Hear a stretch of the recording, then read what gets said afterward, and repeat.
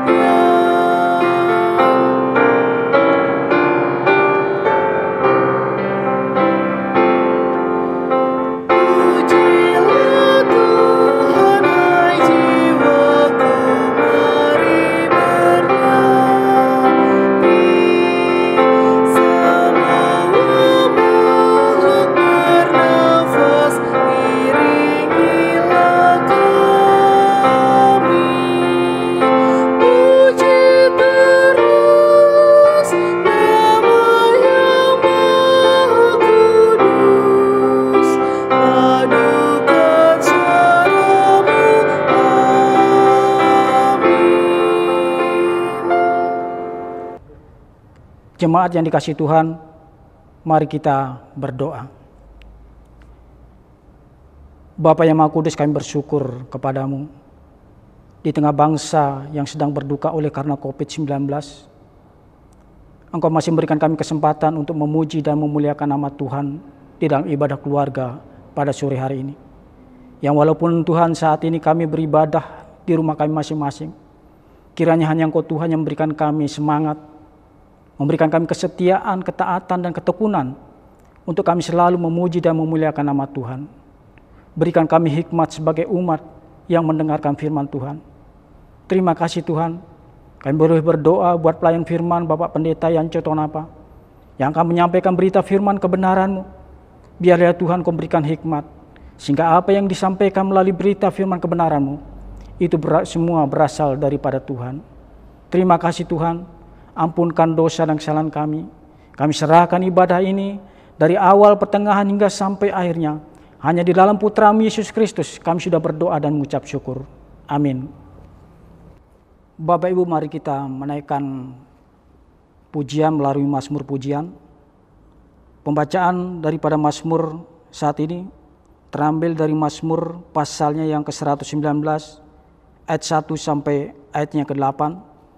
Kita akan baca secara bergantian.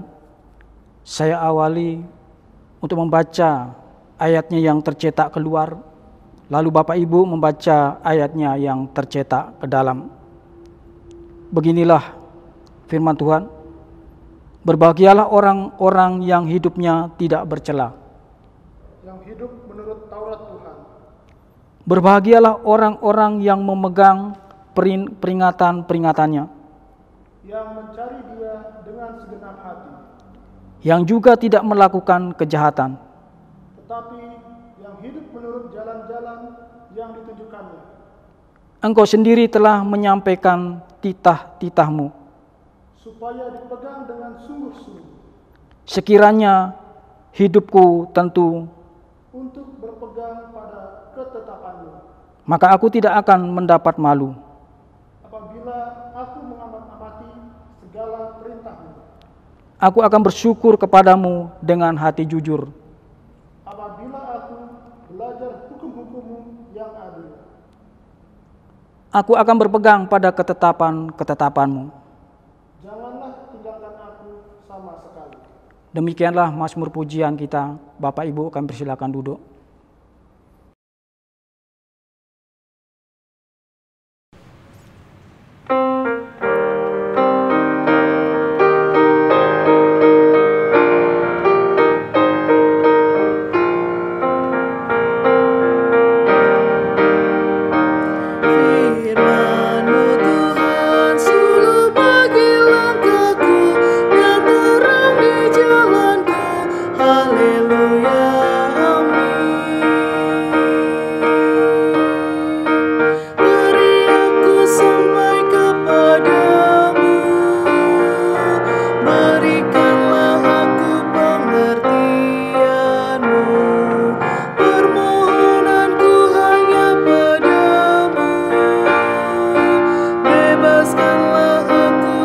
sesuai janji-Mu. Firman-Mu Tuhan selalu bagi langkahku dan terang di jalanku. Haleluya, amin. Bibirku mengucapkan pujian, Kau ajarkan aku pengertian-Mu. Lidahku menyanyikan janji-Mu, karena benarlah segala perintah-Mu. Firman-Mu Tuhan selalu bagi langkahku dan terang di jalanku. Haleluya, amin.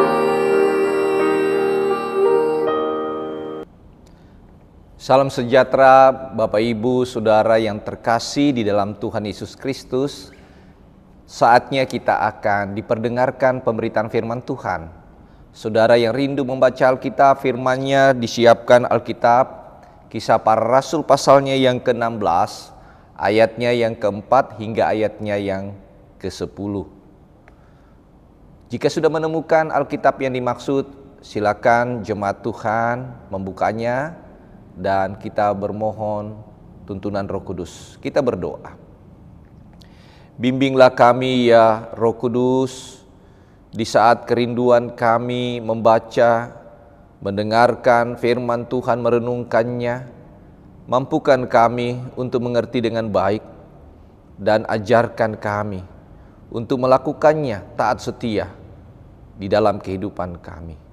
Terpujilah nama-Mu Tuhan. Amin. Jemaat yang dikasihi Tuhan Yesus Kristus, marilah berdiri untuk mendengarkan firman Tuhan yang dibacakan dari Alkitab, dari Kisah Para Rasul pasalnya yang ke-16, ayatnya yang ke-4 hingga ayatnya yang ke-10, berkata buat kita sekalian. Dalam perjalanan keliling dari kota ke kota, Paulus dan Silas menyampaikan keputusan-keputusan yang diambil para rasul dan para penatua di Yerusalem dengan pesan supaya jemaat-jemaat menurutinya. Demikianlah jemaat-jemaat diteguhkan dalam iman dan makin lama makin bertambah besar jumlahnya. Mereka melintasi tanah Frigia dan tanah Galatia, karena Roh Kudus mencegah mereka untuk memberitakan Injil di Asia. Dan setibanya di Misia, mereka mencoba masuk ke daerah Bitinia, tetapi Roh Yesus tidak mengizinkan mereka. Setelah melintasi Misia, mereka sampai di Troas. Pada malam harinya tampaklah oleh Paulus suatu penglihatan. Ada seorang Makedonia berdiri di situ dan berseru kepadanya, katanya, "Menyeberanglah kemari dan tolonglah kami." Setelah Paulus melihat penglihatan itu, segeralah kami mencari kesempatan untuk berangkat ke Makedonia. Karena dari penglihatan itu kami menarik kesimpulan bahwa Allah telah memanggil kami untuk memberitakan Injil kepada orang-orang di sana. Demikianlah pembacaan Alkitab. Yang disebut berbahagia adalah mereka yang setia mendengarkan firman Tuhan dan melakukannya dalam kehidupannya. Terpujilah Tuhan Yesus. Haleluya.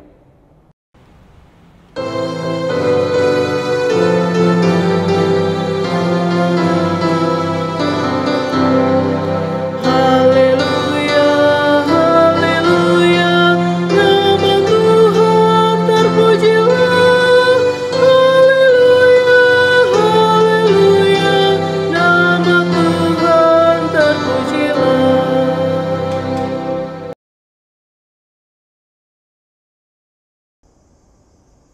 Jemaat yang dikasihi Tuhan Yesus Kristus, saya percaya jemaat Tuhan ada dalam perlindungan Tuhan dan semuanya kiranya berada dalam kesehatan prima. Dan biarlah kasih karunia Tuhan selalu menyertai kita. Saudara-saudaraku yang dikasihi Tuhan Yesus Kristus, dalam setiap kehidupan bergereja tentunya ada berbagai persoalan-persoalan. Ada berbagai pergumulan-pergumulan yang tentunya saudaraku harus dijawab dengan perjumpaan, dengan pertemuan-pertemuan Sehingga ada keputusan-keputusan yang diambil tentunya dalam rangka untuk menjawab adanya persoalan yang ada, dan diharapkan pelayanan dapat berjalan baik oleh karena keputusan yang diambil. Nah, jemaat yang dikasihi Tuhan Yesus Kristus, kalau kita membaca ayatnya yang keempat, dikatakan dalam perjalanan keliling dari kota ke kota, Paulus dan Silas menyampaikan keputusan-keputusan yang diambil para rasul dan para penatua di Yerusalem dengan pesan supaya jemaat-jemaat menurutinya. Itulah mengapa tema kita saat ini adalah menyampaikan keputusan-keputusan. Tentunya saudara-saudaraku, jika kita membaca ayat ini, karena ini menjadi ayat tekanan kita sebagai renungan kita, mengapa ada penyampaian keputusan-keputusan di jemaat? Tentunya pasti ada persoalan. Persoalan apa yang muncul sehingga para penatua dan para rasul mengambil keputusan? Saudara bisa melihatnya dalam Kisah Para Rasul pasalnya yang ke-15. Dalam ayatnya yang pertama, beberapa orang datang dari Yudea ke Antiokhia dan mengajarkan kepada saudara-saudara di situ, jikalau kamu tidak disunat menurut adat istiadat yang diwariskan oleh Musa, kamu tidak dapat diselamatkan. Dalam ayat yang kedua di sini ada tantangan yang disampaikan oleh Paulus karena sikap di ayat 1 tadi pasal 15. Tetapi Paulus dan Barnabas dengan keras melawan dan membantah pendapat mereka itu. Sehingga tidak mengherankan kemudian Paulus Barnabas ke Yerusalem menjumpai para penatua dan para rasul dalam ayat yang ke-6 pasal 15. Di situ mereka bersidang.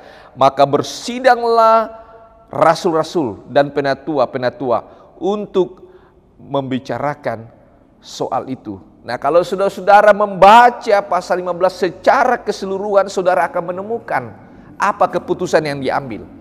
Keputusan yang diambil tidak lain adalah bahwa berita Injil tidak hanya diperuntukkan kepada orang Yahudi saja. Bahwa adat istiadat Yahudi tidak boleh mempengaruhi, tidak boleh menjadi batu sandungan bagi saudara-saudara non-Yahudi, bagi bangsa-bangsa lain. Keputusan itu diambil, itu dalam rangka bahwa kuasa Allah, karya Allah dalam berita Injil tidak dibatasi dan tidak dihalangi oleh siapapun juga. Dan itu harus dituruti dan itu harus menjadi bagian dari kehidupan kekristenan dimanapun berada. Nah, saudara-saudaraku, tidak mengherankan dalam bacaan kita, apa yang menjadi keputusan itu perlu disosialisasikan kepada jemaat. Nah, perhatikan dalam bacaan kita, saudara-saudara, bagaimana ayat yang keempat itu dijadikan landasan dan acuan ketika Paulus dan Silas sudah mendapatkan keputusan, dan itu harus disampaikan, saudara-saudaraku. Disosialisasikan ke jemaat-jemaat supaya jemaat dapat mengerti, supaya jemaat dapat menerima dan memahami secara teologis apa keputusan itu.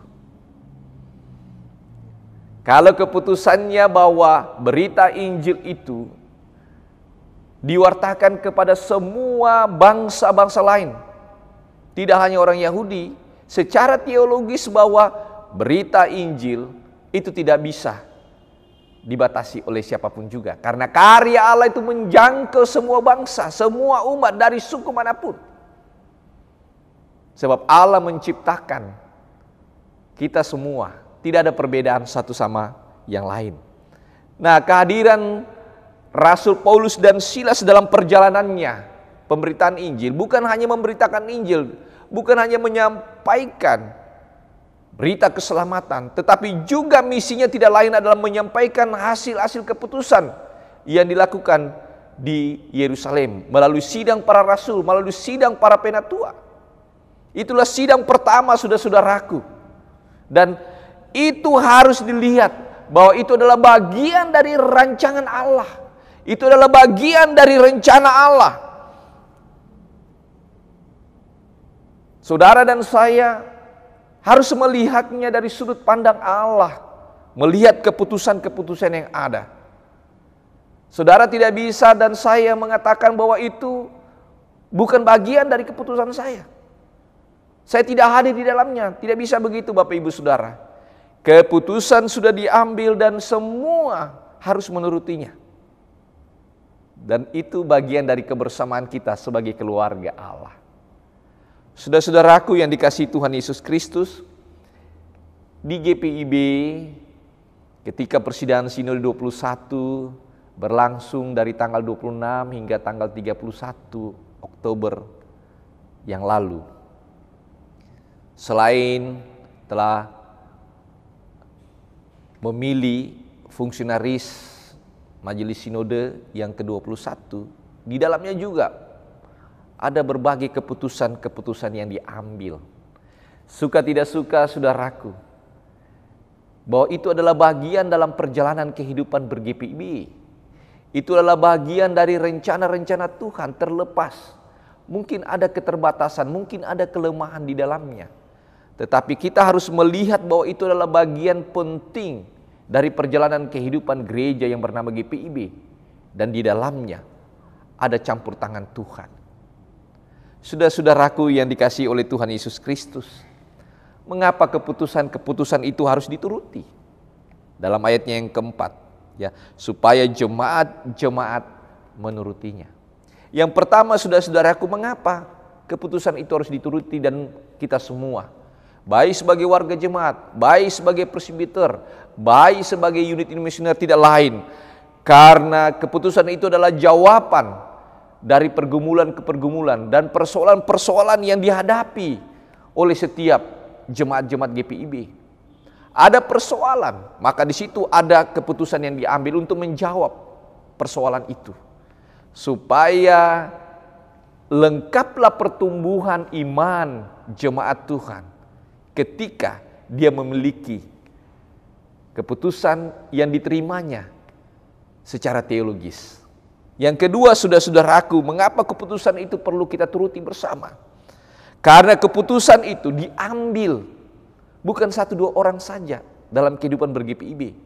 Bahwa keputusan itu diambil dalam sidang-sidang yang dihadiri oleh para diaken penatua pendeta. Dan kemudian itu disampaikan kepada unit misioner bagi bagian dari kebersamaan kita, bagian dari kehidupan penata layanan di jemaat Tuhan. Dan tugas seorang presbiter, tugas seorang unit misioner bagaimana mensosialisasikan, menyampaikan semua keputusan-keputusan itu. Yang tidak lain adalah bagian dari kebersamaan kita sebagai jemaat Tuhan. Dan yang ketiga, saudara-saudaraku, harus disadari bahwa keputusan itu mengikat semua orang. Mungkin saudara tidak sepaham dalam keputusan itu, tapi saudara harus tunduk dalam keputusan itu. Karena semuanya diambil berdasarkan kebersamaan banyak orang, bukan 1 orang. Kebersamaan diambil dalam rangka untuk melihat jawaban-jawaban yang harus diberikan secara teologis. Penting saudara-saudaraku untuk memahami bahwa siapapun kita, anak-anak Tuhan, siapapun kita sebagai presbiter, siapapun kita sebagai unit misioner memang memiliki keterbatasan. Tapi kita juga harus ingat bahwa kehadiran kita untuk berjumpa, kehadiran kita untuk bersekutu adalah bagian dari rencana Allah. Ada perdebatan di situ tidak masalah. Ada perbedaan pendapat di situ, itu adalah bagian dinamika dalam kehidupan kita. Tetapi saudaraku, ketika keputusan sudah diambil, perbedaan itu tidak boleh lagi diperdebatkan. Tapi marilah kita mengawal keputusan itu. Karena itu adalah bagian dari rancangan Allah untuk membawa persekutuan lebih baik ke depan. Mari saudaraku yang dikasihi Tuhan, marilah kita selalu mau memahami, mengerti dan melaksanakan setiap keputusan-keputusan gerejawi yang adalah bagian dari pelaksanaan iman kita di setiap jemaat. Terpujilah nama Tuhan kini selama-lamanya. Amin.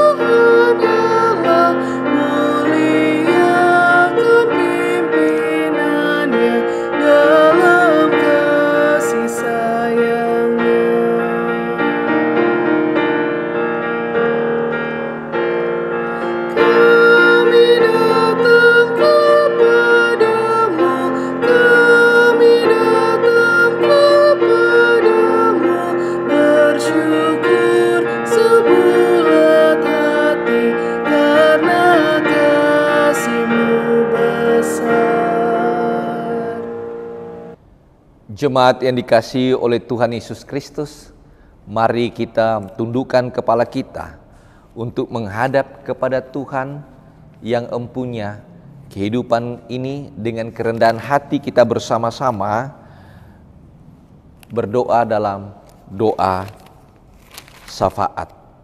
Mari kita berdoa. Tuhan Yesus, Kepala Gereja, berkatilah gerejamu di muka bumi ini, khususnya gerejamu GPIB, terlebih jemaat Immanuel Supratman yang ada di Mataram ini. Dengan adanya berbagai kegiatan yang penuh keterbatasan, Tuhan menyempurnakan. Dengan adanya keputusan-keputusan yang ada diambil, biarlah itu memperkaya kehidupan kami. Karena kami percaya dalam keputusan itu ada rancangan Tuhan bagi kehidupan kami sebagai wargamu, sebagai pelayan-pelayanmu. Tuhan sendiri juga yang menunjang biaya dan dana serta menopangnya di tengah tantangan yang ada. Kami mendoakan para diaken penatua, mendoakan para pengurus dan pelayan Pelkat, mendoakan semua komisi-komisi, tim kerja Natal Pasca, BPPJ, pemandu lagu organis, multimedia, karyawan dan koster. Tanamkan dalam kehidupan mereka untuk setia melayani Tuhan dengan kerendahan hati. Dan mereka yang setia kepadamu Tuhan, berkati baik kesehatan mereka maupun kebutuhan hidup mereka. Hamba-Mu juga mendoakan ya Tuhan, para pelayan firman dan sakramen di jajaran GPIB, khususnya hamba-Mu yang Tuhan boleh hadirkan selaku ketua majelis jemaat di tempat ini.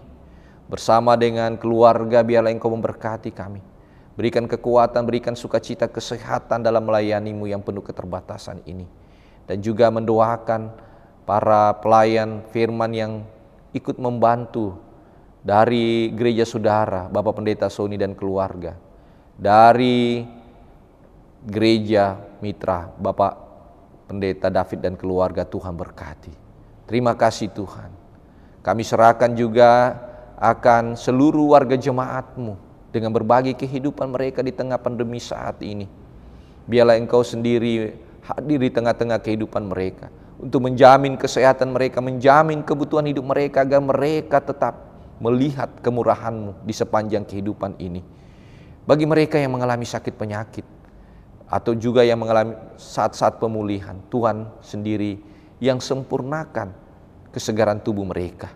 Kami mendoakan para orang tua kami, para lanjut usia, oleh karena keberadaan masa tua mereka.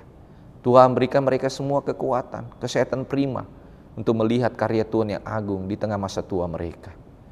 Kami menyerahkan Bapa dalam sorga akan keberadaan bangsa dan negara ini lewat kepemimpinan Presiden Jokowi dan jajarannya, bersama-sama dengan pemerintah di setiap daerah, khususnya Provinsi Nusa Tenggara Barat, para gubernur, wali kota, dan bupati.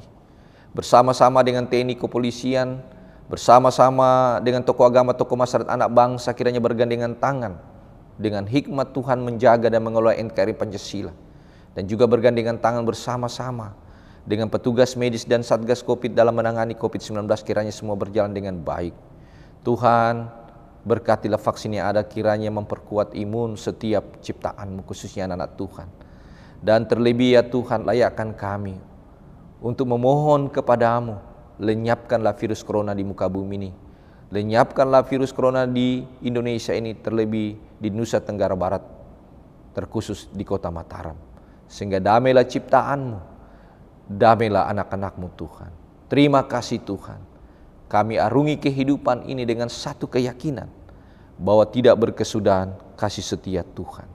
Inilah doa kami Bapa di dalam nama Tuhan Yesus yang sudah mengajarkan kami berdoa demikian.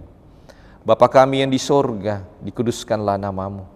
Datanglah kerajaanmu, jadilah kehendak-mu di bumi seperti di sorga. Berikanlah kami pada hari ini makanan kami yang secukupnya. Dan ampunilah kami akan kesalahan kami, seperti kami juga mengampuni orang yang bersalah kepada kami. Dan janganlah membawa kami ke dalam pencobaan, tetapi lepaskanlah kami daripada yang jahat.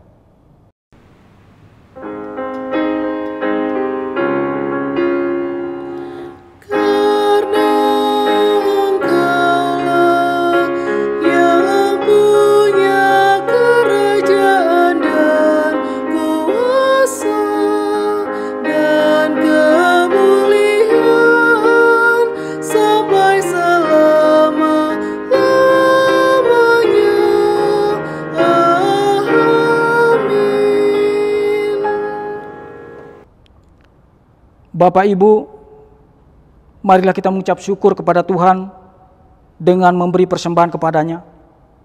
Ingatlah firman Tuhan dari 1 Tawarik pasalnya ke-29 ayat yang ke-14 yang mengatakan, sebab siapakah aku ini dan siapakah bangsaku, sehingga kami mampu memberikan persembahan sukarela seperti ini.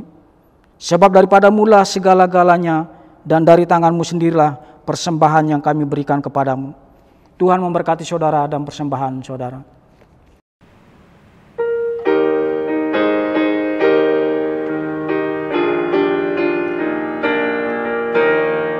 Sekarang bersyukur, hai hati mulut tangan, sempurna mesur segala karya Tuhan. Diberinya kita pun anugerah dan berkat yang tak terbilang terus semula dan tetap.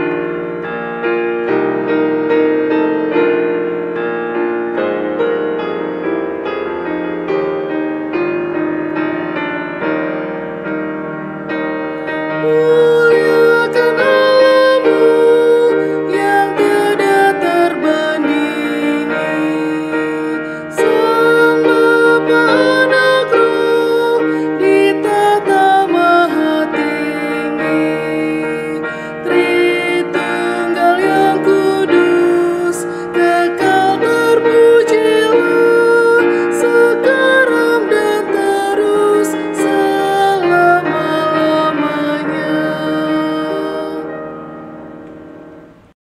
Jemaat, marilah kita berdiri untuk membawa persembahan kita di dalam doa. Mari kita berdoa.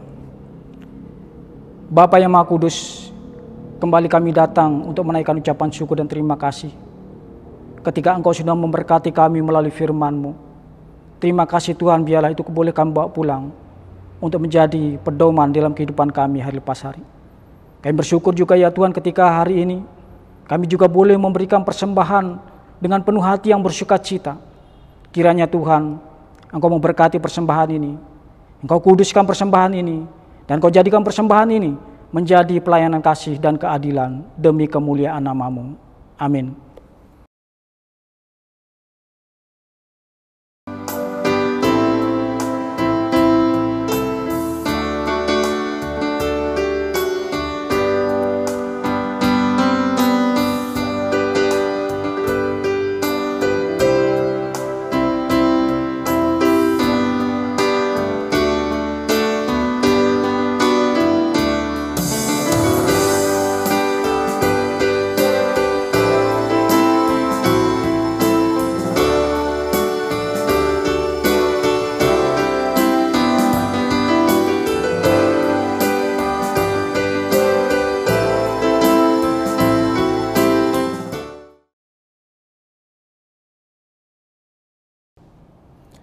Jemaat Tuhan, dengarkanlah amanat pengutusan.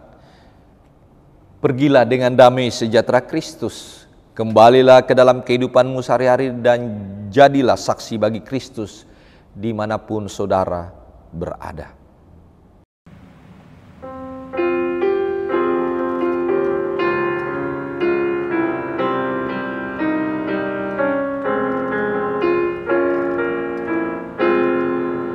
Yang mau dibimbing oleh Tuhan dan yang berharap tak penting akan mendapat pertolongan bahkan di saat terpedih. Tuhanlah dasar imannya, bukanlah pasir alasnya.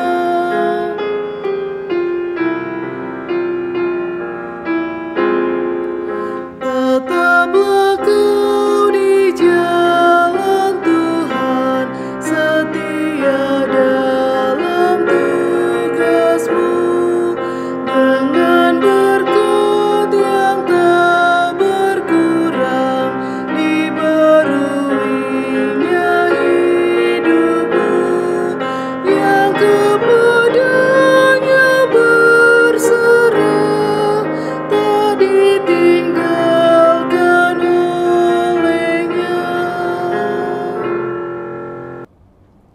Arahkanlah hati dan pikiranmu kepada Tuhan dan terimalah berkat-Nya. Kasih karunia Tuhan Yesus Kristus, kasih Allah, dan Bapa dan persekutuan dengan Roh Kudus kiranya menyertai kita semua mulai saat ini sampai selama-lamanya.